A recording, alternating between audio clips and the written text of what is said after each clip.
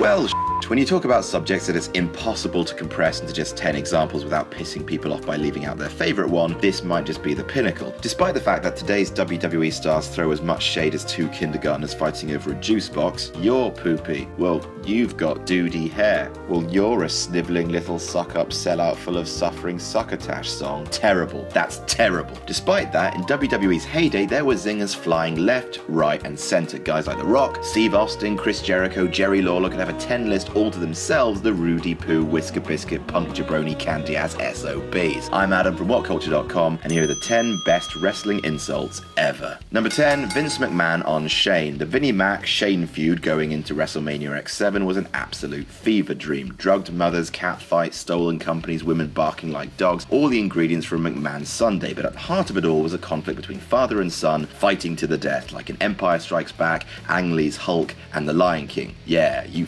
him up, Simba. The rivalry between Pops and Junior reached a fever pitch when Vince slammed his son, shouting, "I will never ever forgive your mother for giving birth to you." Damn, Vince. Damn. Number 9, Jerry Lawler on ECW. If you've been watching SmackDown recently, you'll be heartened that Jerry Lawler has finally returned to his heelish days as an announcer, which is a blessed relief after years in the wilderness as a purveyor of the worst jokes in the history of time. Hey Byron, what's that, King? Have you been drinking milk from forgetful cows? What's that, King? Milk of amnesia. And then at that point, all across the world, every man, woman and child briefly felt a chill, as if nothing in the whole world would ever be funny again.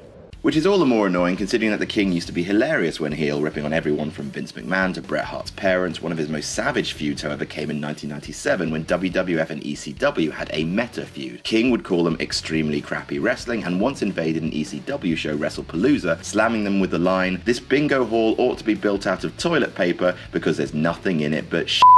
Ouch. Number 8, Daniel Bryan and John Cena. Daniel Bryan is one of the biggest nice guys in the history of wrestling and prefers to let his kicks do the smack talking for him. But that didn't stop him from verbally pimp slapping John Cena in the lead up to their acclaimed match at SummerSlam 2013. For a verbal confrontation between champion and challenger, Daniel Bryan wore a t-shirt to the ring saying, "The beard is here." He then pointed it out and said what legions of hardcore fans have been dying to hear someone like Daniel Bryan say live on Monday Night Raw. He said, "This shirt is a parody of you because I think you are a parody of wrestling." Oh, they don't all have to be funny. This one settled for just being savagely true. Randy Savage. Number 7, AJ Lee on the Bellas. Oh, AJ Lee, you're gone because we wrestling fans don't deserve to have nice things. Stop-start booking prevented her from achieving the CM Punk levels of superstardom of which she was capable, but that didn't stop AJ Lee from aping her partner and dropping a pipe bomb or two. She once lambasted the entire Divas division as a bunch of cheap, interchangeable, expendable, useless women. Hot fire, but her greatest work has to be her takedown of the Bella twins. It's common knowledge now via Total Divas, that dreadful persistent stain on television, that the Bellas bows are Daniel Bryan and John Cena. With that in mind, AJ dropped the sickest of burns on the Bellas when she said, "Talent is not sexually transmitted." Yow! Funny and true, citizens. Number 6, Chris Jericho on Dean Malenko. Chris Jericho's favourite target for light-hearted hashtag bants was Stephanie McMahon, or to give her full title, filthy, dirty, disgusting, bottom-feeding trash bag hoe.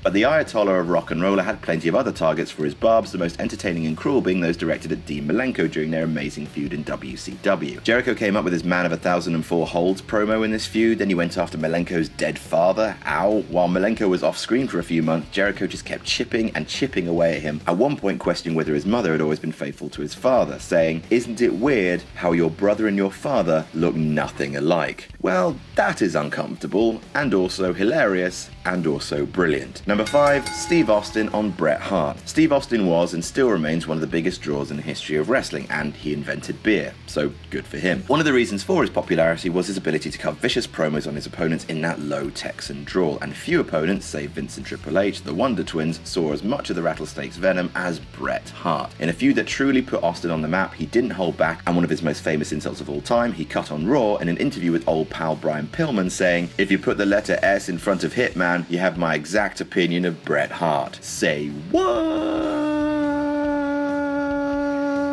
Number 4, The Rock on Billy Gunn. The Rock is probably the greatest trash talker in the history of wrestling. Sure, a lot of what he says could be boiled down into your major ingredients of catchphrases, but he's also a master of facial expression, unbelievable quick wit, and he has as much charisma as two George Clooney's candlelight in Italy. He had many targets for his mockery, but some of his most savage attacks were reserved for recent King of the Ring winner Billy Gunn, and simply, his promos killed Mr. Ass's push dead in its tracks. One of the best promos he ever gave was on Sunday Night Heat of all things, showing Billy praying to God. "Dear God," he said, "my name's Billy, and I just won King of the Ring, but there's one problem, everyone still thinks that I absolutely suck." Burn. Then God replies, "Bob, but my name's Billy, it doesn't matter what your name is." Double burn. Number 3, CM Punk on The Undertaker. There are many things that make up a truly scorching insult. How funny it is, how true it is, and in this case, how taboo it is. WWE have shown many times they're not afraid to exploit a death or two to really ratchet up the tension between superstars. Randy did it with Eddie, Paige did it with Reed Flair, and Punk did it with William Moody, aka the late great Paul Bearer. CM Punk, of course, is a master on the stick, known for dropping the odd savage promo, and nothing came nearer to the knuckle than this. The two men, Taker and Punk, were headed toward WrestleMania when Moody passed away. On the next Raw, Undertaker came out to pay tribute and was interrupted by Punk, who said simply, "I want to extend my heartfelt apologies for your loss at WrestleMania." Oh damn.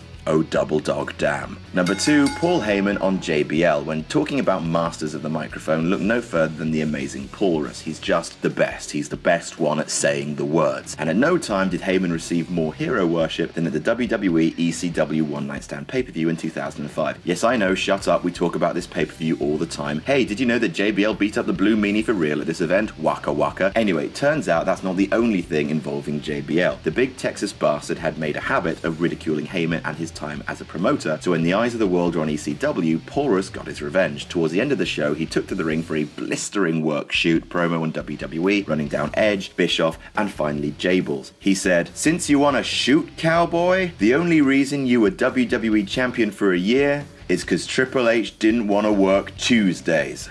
Oh! And number 1, Triple H on Steph. And speaking of Triple H, the man with the schnoz isn't exactly world renowned for having the best promos in the world. That's me ripping off one of The Rock's many Triple H impressions, can't take credit. But it turns out that even including Y2J, no one makes fun of Stephanie McMahon like her husband. Not only did he, while they were renewing their wedding vows, no less, call her a no-good lying bitch. That's a juicy little apple. No, Triple H's best singer and one of the biggest "oh damn" moments in promo history was saved for a few weeks later when Steph would accuse him of having a teeny little penis. Hunter would retort, "Even a 747 looks small when you're flying it into the Grand Canyon." Wrecked, as the children would say, totally wrecked.